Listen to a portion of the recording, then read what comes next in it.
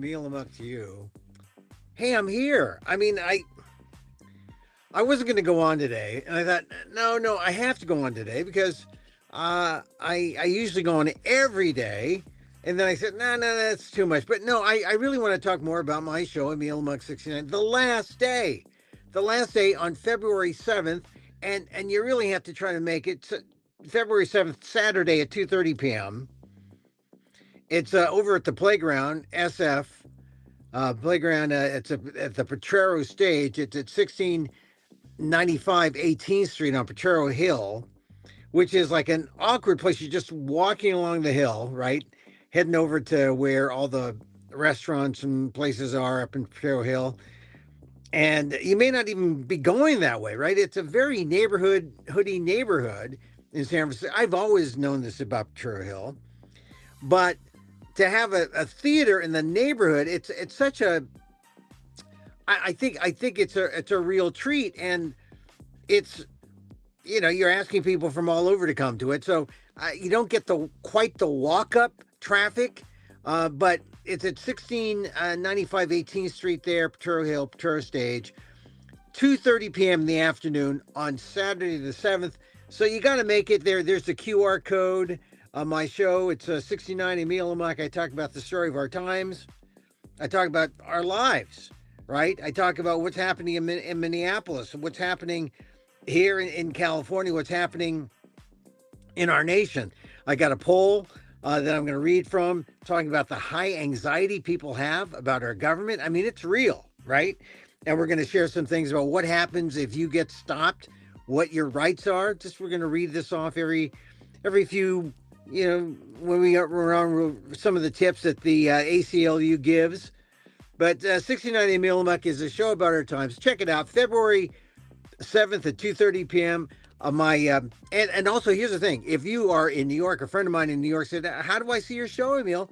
I mean, at 2:30 p.m., 5:30 Eastern time. Yeah, you get a ticket, and you can watch it live as it comes down, or you can. I think they give you 3 days to access the video, and you can see what I do. I've done 4 of these shows here in the San Francisco area, and I'm going to take it on the road. I'm going to San Diego. I'm going to Fresno, so in California, and then I got word the other day I'm going to Atlanta to do this show. So if you're in the South, there's a big fringe festival at Atlanta, or growing fringe festival. I'm going to be there in May.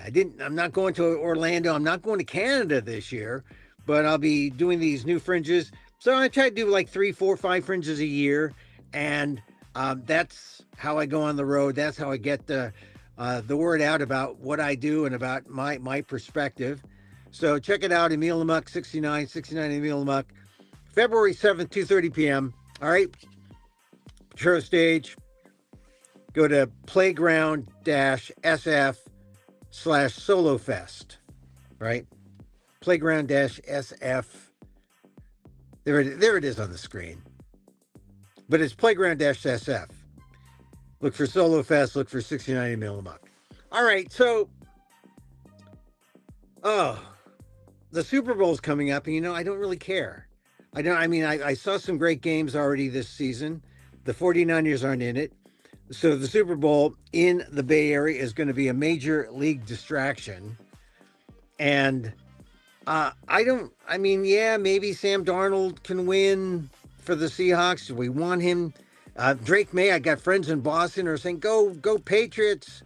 I think this is one of those games that you just sort of like, let's surround you, and you might observe it, but I don't really care about the game. This is, sometimes the distractions in life are worth it, and sometimes they really are just distractions. The Super Bowl will be a distraction. Do we need it? Well, not really. We need to pay attention. I think we need to pay attention. All right. I do carry around the Constitution of the United States of America with me wherever I am. And I want to share this with you because in the back of this book that the ACLU puts out, in the Know Your Rights sections, I'm just going to read some tips. I'm going to share some tips throughout every show. It's important. If you saw the hearings yesterday in Congress, where no Republicans showed up to hear the victims of ICE abuses in Congress, no Republicans. The Democrats were there, the victims were there, they told their stories. It was harrowing to know that that's going on in America today. That's what I mean when we can't afford the distractions now. We have to pay attention to what's really going on because they want us to be distracted. They want us not to think, oh, people are getting beat up, citizens are being pulled out of their cars, people who are innocent, who are here in America rightfully and correctly, they're being abused, and then they are being manhandled and beaten up and shot at. Shot at. This one woman was shot at 5 times, and the ICE officer who was pleased about that said, "Hey, I shot her 5 times. We got 7 bullet holes." Because, the exit wounds, multiple exit wounds.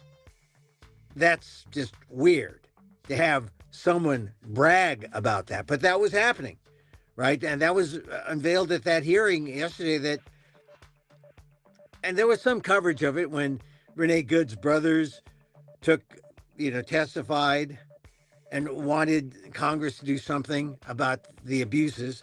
But I want to share something from this ACLU book about the Constitution. On the back, there's a section, what to do if you're stopped by the police. Here's what they suggest. Think carefully about your work, movement, body language, and emotions. Don't get into an argument with the police. Right? The confrontation is not designed for debate. Remember, anything you say or do can be used against you, and that's why you have to be careful. Keep your hands where the police can see them. Don't run. Don't touch any police officer. Well, it's reciprocal. They can't touch you. Sometimes I've seen some videos where they're confronting, the police are confronting, or ICE agents are confronting innocent bystanders who are holding up cameras. Keep your hands where the police can see them. Don't run. Don't touch any police officer. Don't resist, even if you believe you're an innocent. Don't complain on the scene or tell the police they're wrong or that you're going to file a complaint. I've seen people do that on, TikTok videos saying, get out of here. You're wrong. I'm a lawyer. Well, this is where you got to be cool. This is where spiritualism and activism merge, and you have to let your coolness of your spirituality dictate what you do. Not your anger, not your ego. Can't get in a fight. Don't resist, even if you believe you are innocent. Don't complain on the scene or tell the police they're wrong or that you're going to file a complaint. Do not make any statements regarding the incident. Ask for a lawyer immediately upon your arrest. Remember, officers' badges, patrol car numbers. Okay, so this doesn't apply to ICE, right? Because they're unidentified. That's one of the things that has to change. The masks, their identities, they're doing it anonymously. That has to change. Write down everything you remember ASAP.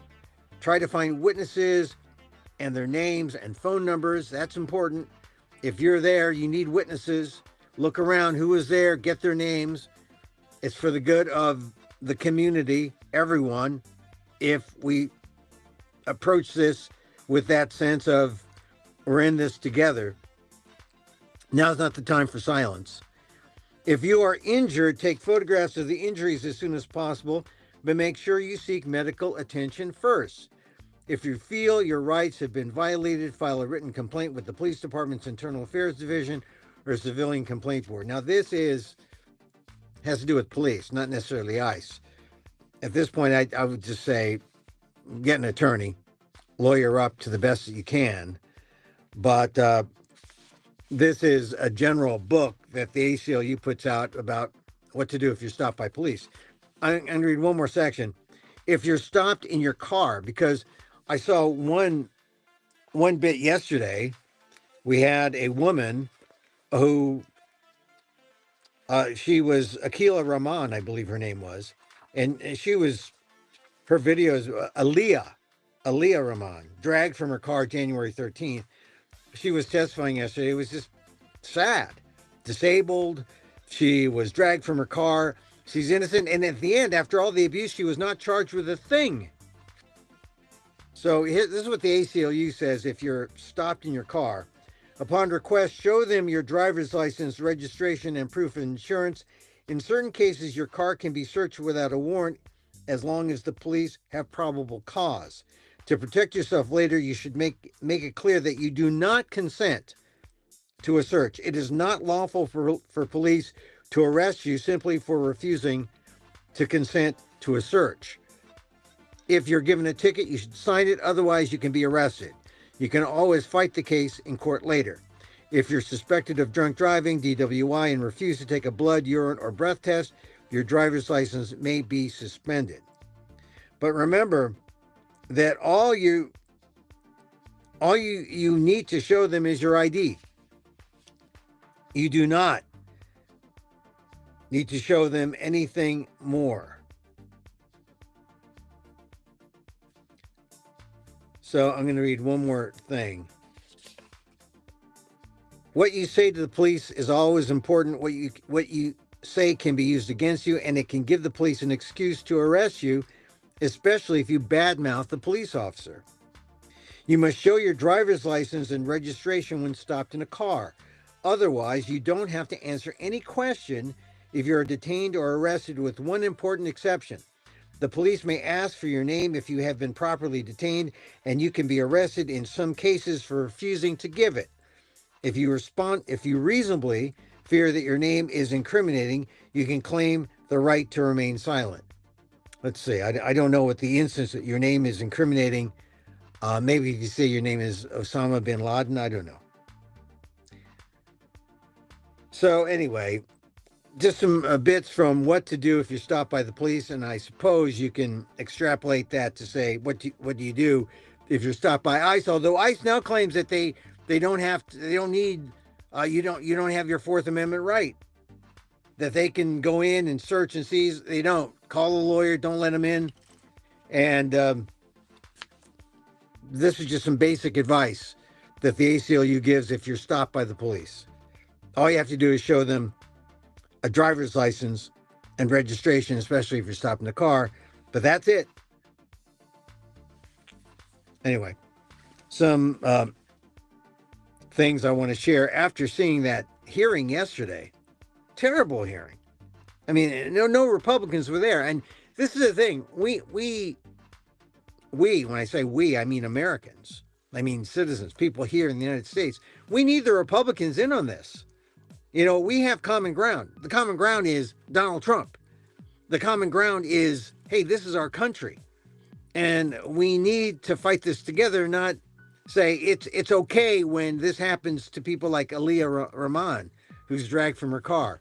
This is okay when it happens to Marima Martinez, 30-year-old who was shot. 5 shots, 7 holes. They were bragging about it, the ICE agents. And they dropped charges. No charges were ever filed against her. And she is an American, a 30-year-old American. This is what they're doing in Minneapolis. I mean, we know about Renee Good. We know about Alexander Preddy. But they are not here to talk about what happened to them. Martinez is, Rahman is. They testified yesterday. It was heartbreaking. If you're truly a patriot, truly American, heartbreaking to see what happened to them and hear their testimony. And no Republicans were there, just Democrats at the Congressional Committee. All right, slight break. I want to talk about my column that I wrote in the Inquirer.net. Also, it's in Substack. Look it up, Emil Amok's Takeout. I write about the Epstein files. Interesting, because, you know, one is a distraction from the other, right? Minneapolis, a distraction from the Epstein files, distraction from Venezuela, distraction from Greenland, Davos, everything that the administration is doing. what's interesting about my piece, I think, is that everyone is talking about the big names and the elite, and look at what the elite is doing. Look at how the elite lives, lives their lives. And I think it's also important to see how regular people are treated, not necessarily those who are most abused, like the the young girls, the young girls in the Epstein files. I'm talking about just regular, well, in this case, Filipinos, Filipino migrants looking for work, going through the agencies and being legally trafficked to Jeffrey Epstein to say, "Hey, we got this girl. Do you want her?" Yeah, I mean, these are the emails.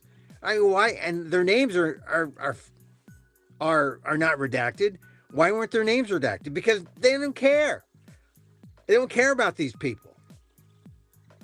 And maybe it's because it's legal to deal with people from the Philippines who are looking for jobs so they could take the money earned here in America and send them back in remittances back to the Philippines, because that's basically how the economy works in the Philippines. The Filipino worker goes far-flung, far and wide, the world over, to make money and then to send it back and to feed Filipinos in the Philippines. That's how everyone's complicit in the economy of the Philippines. But there were Filipinos looking to work for Jeffrey Epstein, and their names are their resumes. They're all there. And I'm thinking, wow, you redact the rich and famous generally, and then you let, and of course, you should redact the victims of sexual abuse, but their names are still there. They were complaining about that. All the redactions, mostly though, were there to protect the rich, the Howard Lutnicks, the Bill Gates. Bill Gates is in a bit of trouble. Well, trouble, there's we don't know what's real and what's not real, right? In the 3 million document dump. But he says it's not real, and it's there though, right? And another distraction. The Trump administration, through the Epstein files on the DOJ side, has created kind of like a kind of parlor game. Let's go. Let's look this up. Let's see. And I just looked up. I found all these Filipino names. I was wondering who's protecting these people. Who's talking for them? They don't care. You know why? Because a century ago, you would have people like this who would be enslaved to people like Jeffrey Epstein, enslaved to the elite. Now they get to pay them. So it's all right. They're still exploited. They're still manipulated. They're still caught in this, they're still caught as underlings to the elite who have everything going their way. Anyway, catch my column. It's in the Inquirer.net, The Invisible Filipinos in the Epstein Files. Also catch it on Substack, Emil Amok's Takeout.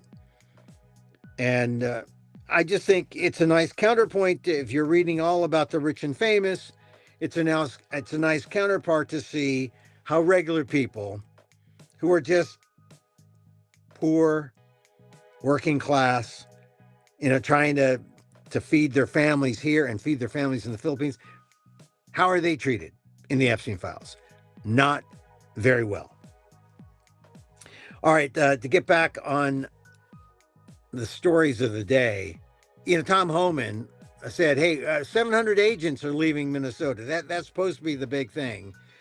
But there's still 2,000 ICE agents there, and they're still doing, all right, they might have body cams now, but they're still doing their jobs in the same way that they were doing it, meaning full force and not very nice. It's sort of odd that Tom Homan, the venomous, vicious Tom Homan, the alleged $50,000 bag man, is the guy sent by the administration to be nice, the nice guy.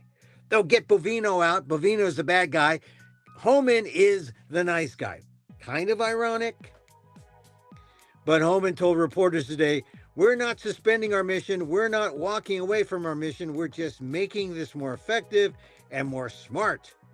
So instead of doing the bad assery with 2,700 ICE agents. He's only going to do it with 2,000. Yeah. Let's see. Apparently, there is some cooperation on the part of the state.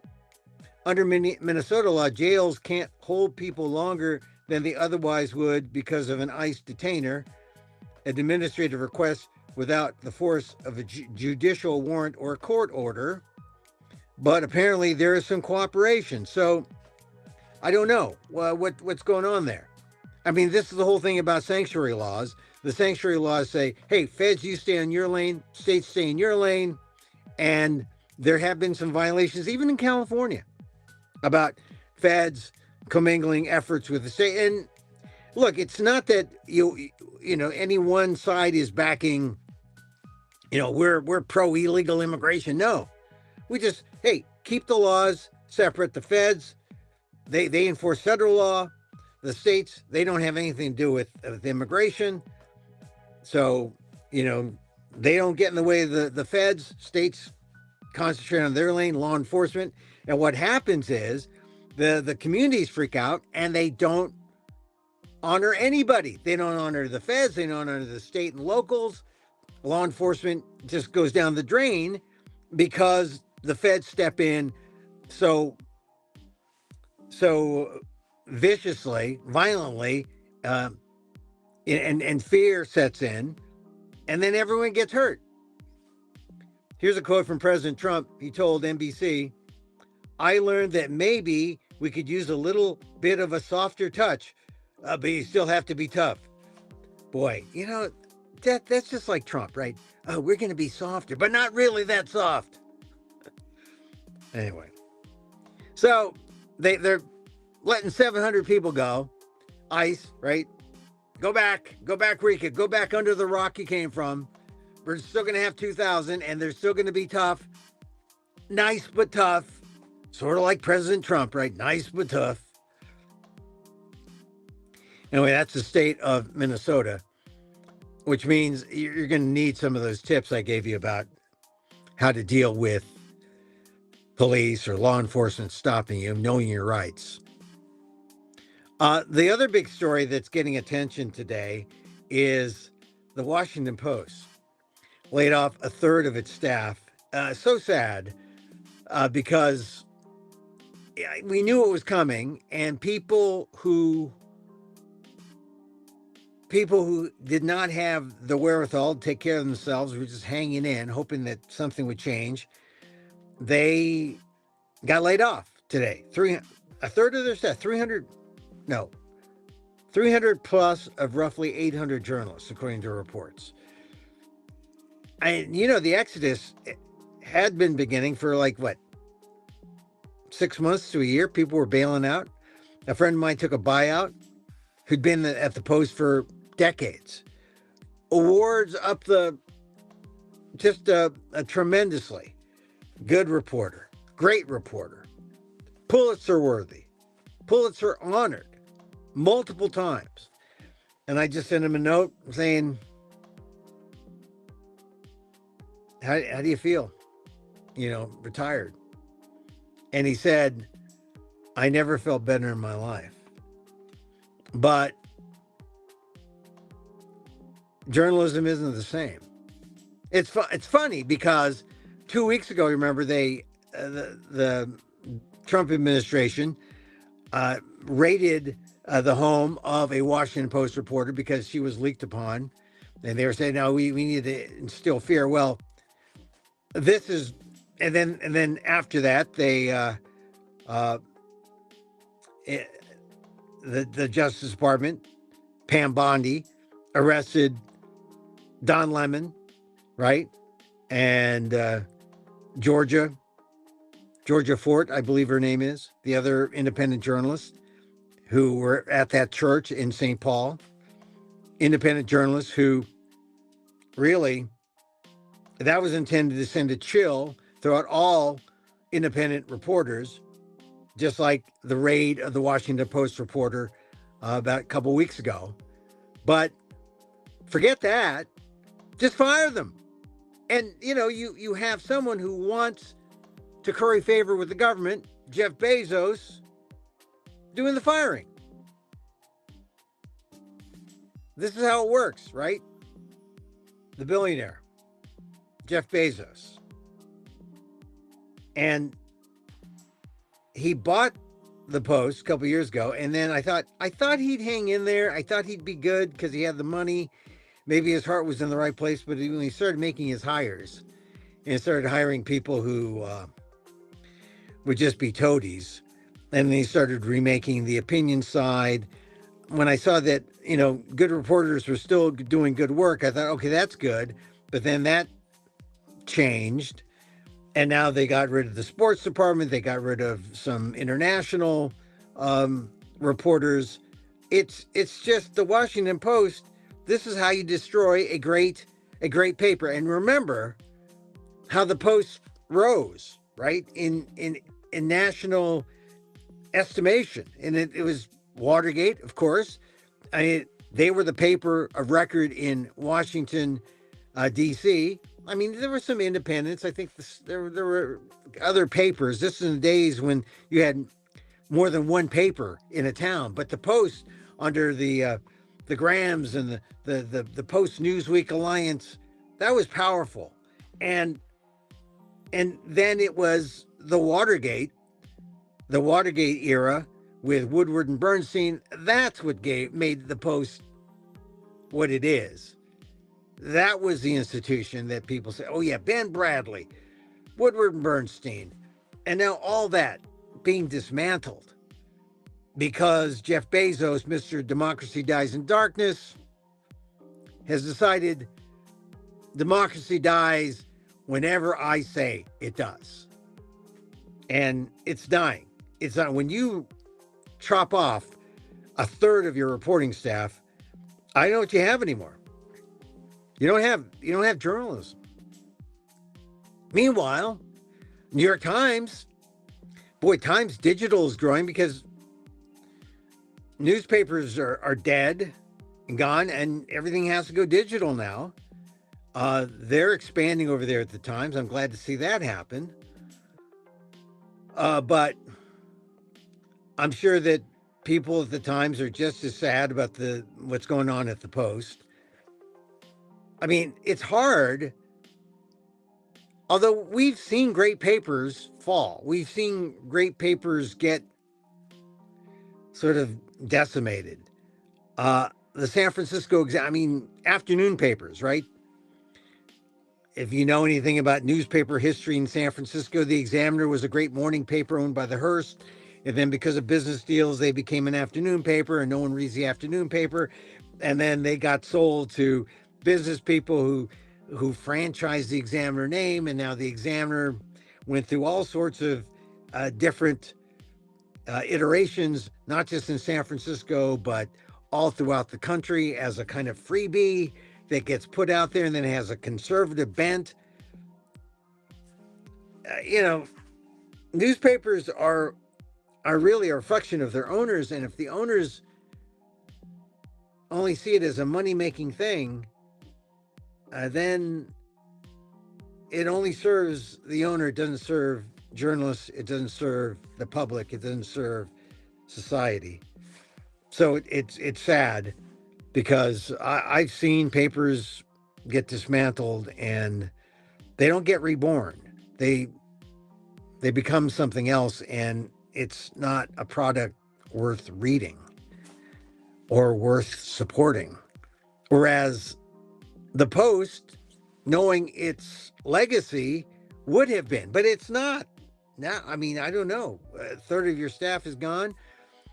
One person said, well, we know we could do good journalism with fewer people.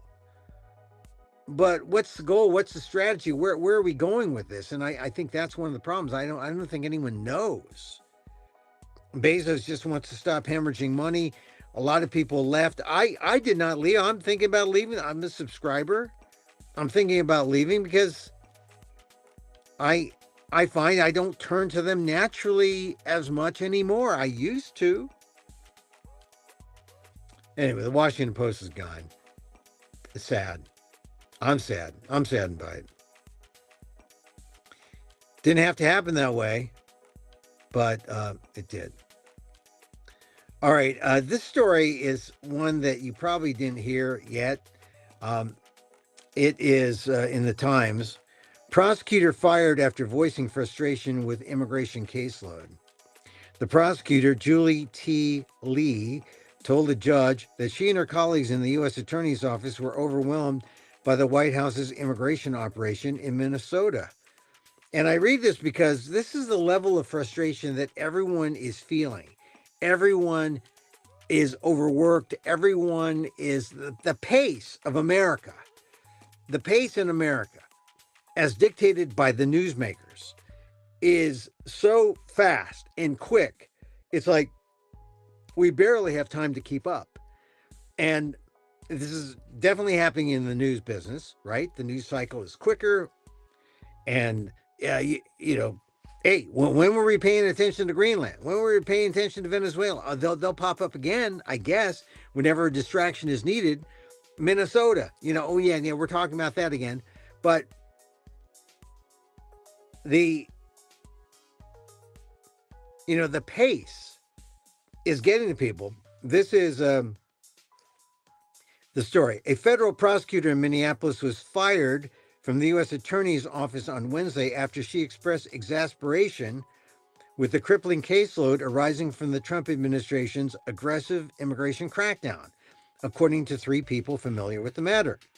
In an extraordinary outburst, the prosecutor, Julie T. Lee, told a judge during a hearing on Tuesday in federal district court in St. Paul that she and her colleagues in the local U.S. Attorney's Office were completely overwhelmed by the number of cases they had been forced to handle because of the White House's widespread immigration sweeps in Minnesota. At one point, she sardonically told the judge that she would welcome being held in contempt of court because it would allow her to get a good night's sleep. That's what we've come to, right? I mean, Donald Trump does this because he knows that we're gonna be in this state of overwhelm, and then he will do anything that he cares to do, anything that he wants that services him. Ms. Lee's painfully personal remarks came as the judge, Jerry W. Blackwell, was grilling her about why she and other prosecutors had ignored his orders in 5 separate cases to free immigrants he had determined were illegally detained by federal agents. Now, this is interesting. The judge saying, you free them, you don't have a case. Ms. Lee saying, we're trying to get to them. And, and also she's feeling pressure because she's working for the government, which says, yeah, you go after them. You go after these folks. This is what Ms. Lee says. She says, what do you want me to do? The system sucks. Those are her words. The system sucks. This job sucks. And I am trying every breath. I'm trying every breath that I have so that I can get you what you need. Fixing a system, a broken system, she went on. I don't have a magic button to do it. I don't have the power or the voice to do it. I only can do it within the ability and the capacity that I have. Man, this is a lawyer under stress, working for the government, told by a judge to, hey, let those people free. 5 cases, free those immigrants. They were illegally detained. And she says, hey, look, I'm in this job. I'm working for the administration. What do you want me to do? The system sucks. The job sucks. Julie T. Lee, kind of, an Amok hero, right? She's telling the judge and the world what it's like. She works as a lawyer for Immigration and Customs Enforcement, volunteered in January to join the U.S. Attorney's Office in Minnesota to handle the deluge of cases filed by immigrants challenging their arrests. And you got to feel some sympathy for her because she's trying to do the right thing and she can't. And so the system sucks. That's what she said. The system sucks. I don't ordinarily like the verb sucks used in that way. The system sucks is an adjectival. The system sucks. This job sucks. And I'm trying every breath that I have so that I can get you what you need. This is sad. And this is why, you think it's easy getting justice? The judge has even told her, hey, let these people go. And she says, I can't get to these cases. And, I'm working for an administration that wants these people held this way. ICE is doing it to us.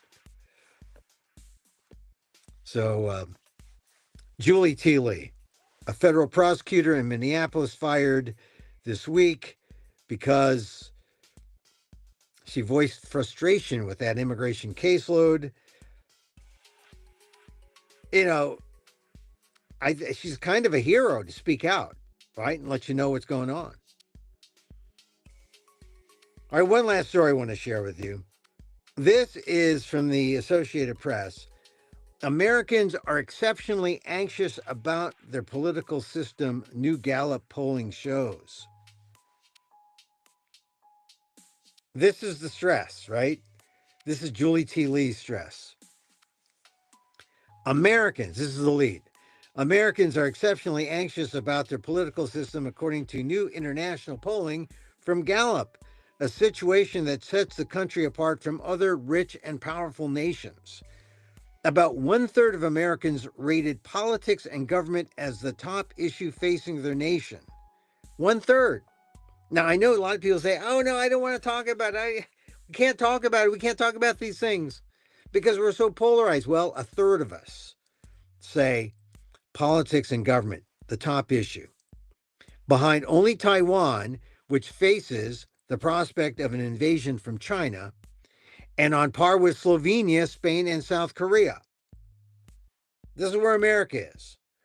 We're concerned about what's going on with our government. The United States also stands out for the anxiety its younger residents have over economic issues, with younger Americans more likely than young adults in many of the other 200 or 107 surveyed countries to say affordability and other pocketbook issues are worrying them. Wealthier countries are more likely to list politics and government as a top issue, as are democracies, but the U.S. stands out as a country that's particularly concerned about the stability of its democratic system and whether it's possible to get ahead economically. This is a unique state of the United States, and interesting that this comes out when you have Minnesota going on and Donald Trump using immigration as the big stick, his big hammer, without really addressing inflation, without really addressing prices, without really addressing the taxes that he's imposed on the American public, because tariffs are taxes on consumers like you and me. So it's causing anxiety among the young people. And this is a problem. This is a problem. Young people concerned about getting ahead, older people concerned about the future of our country, politics and governance. This also comes at a time when Donald Trump is in on the ongoing investigation over whether or not he really lost the 2020 election. We know he did. But why is he raiding all these states? Why is he's raiding Georgia? Why was he in on the call with the agents who went in and took the voting records in Georgia? It's because it was a political, it's political vengeance. And people should be concerned about politics and governments, because now it looks like he's trying to figure out a way to make sure that he doesn't lose the Republicans don't lose the elections, the midterm elections. He's trying to do all he can to stop that now, legally, although it's not legal what he's asking for. He wants to nationalize the elections.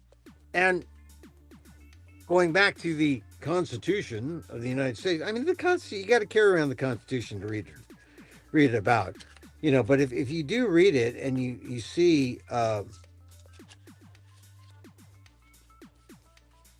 the talk about elections, right? And let's see, where is that? I mean, it's all up. The times and places and manner of holding elections for senators and representatives shall be prescribed in each state by the legislature thereof. But the Congress may at any time, by law, make or alter such regulations, except as to places of choosing senators. So this is what they're trying to do. They're going to try to nationalize this, and you're going to need Congress to go in because this is the Constitution. The idea of nationalizing elections, a state right, which is now being pushed as maybe a federal right to nationalize these things. Unconstitutional. But, it takes an unconstitutional guy to want to change the Constitution, right? And Donald Trump is very upset that he lost the 2020 election. He just is, even though there's proof that says there was nothing wrong with that election. It was illegal. There was no fraud. But this is all contributing to our current state, and that Gallup poll shows Americans are exceptionally anxious about their political system. And you know what? It's about time. You should be exceptionally anxious. All right. Hey, don't forget my show. I do this show called Emil Amok 69. February 7th, 2:30 p.m. up at the Potrero Stage, 1695 18th Street, playground-sf/solofest or playground-sf.org. Look for you can get a ticket. The tickets are free with donation.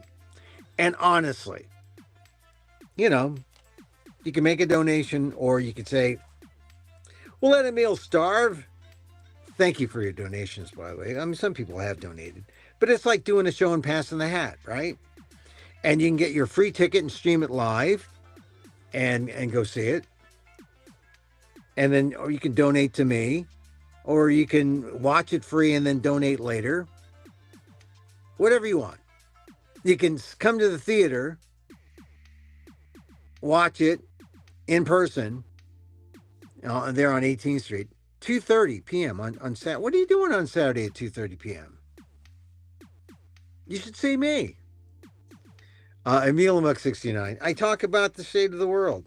State of the world. It's different from this show. This is like a talk show, which I used to do. And I talk about my columns and things like that. But the show is a show. It kind of comic. It's real. I explain things. You'll like it. Anyway, it's on the February 7th, 2:30 p.m. Check it out. They're playground-sf.org/solofest to get tickets. Oh, look at what nice people have said about me. They've said some nice things about me, some reviewers. All right. We're going to close it here. I just like to do this because I'm talking to you. I just felt like there were some things I had to get off my chest today. So, Americans are exceptionally anxious about their political system. New Gallup polling shows we're upset. I saw a phrase, the authoritarian context, AC. That is where we're at. Where America is in its authoritarian context. The AC. And I guess our DC side is the democracy context, which is now being overshadowed by the AC. So I guess we're a little AC DC, and it does not feel well. it's a little out of balance, I think. Anyway, thank you for joining me today. I pop up, watch this on YouTube. If you just caught us, go to YouTube. You'll see it there. Catch my column on Substack, or also Emil Amok's Takeout, also on Inquirer.net, also on ASAM News, various columns I do. And now, because I am a good meditator,